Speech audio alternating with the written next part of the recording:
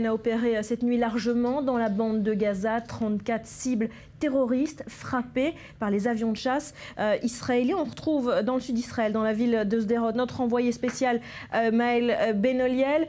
Maël, est-ce que les tirs depuis Gaza vers le sud ont repris ce matin ?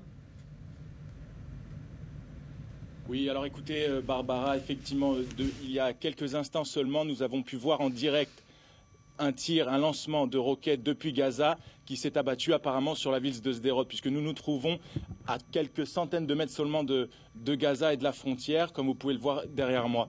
Et ce tir, cette attaque fait suite à une nuit de violence et de tension ici dans le sud d'Israël, comme l'avait annoncé hier Benjamin Netanyahou, après que Tsahal ait trouvé le corps sans vie des 3 adolescents disparus depuis 18 jours. Le Hamas est responsable, le Hamas va payer.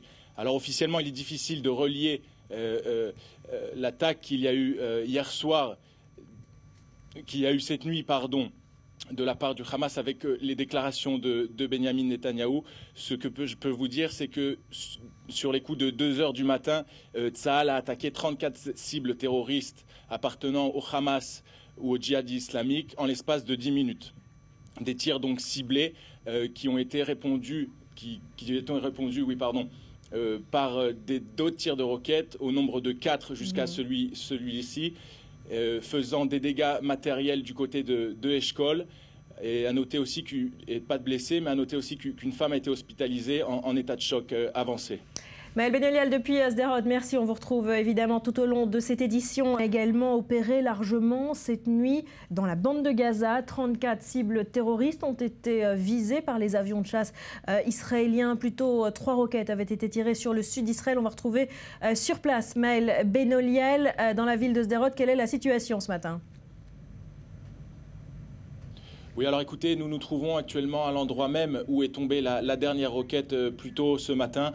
Comme vous pouvez l'apercevoir derrière moi, cette roquette est tombée dans un terrain ouvert, dans un champ. Le champ qui est en train de prendre feu, le feu est toujours bien présent. Les sapeurs-pompiers israéliens tentent de le maîtriser. C'est en fait le bilan de cette nuit, de cette matinée de tension et de violence est le suivant. 5 roquettes sont tombées depuis cette nuit jusqu'à ce matin, jusqu'à il y a quelques minutes. Et effectivement, les habitants vivent cette réalité depuis malheureusement trop longtemps et sont habitués à ce type d'événements.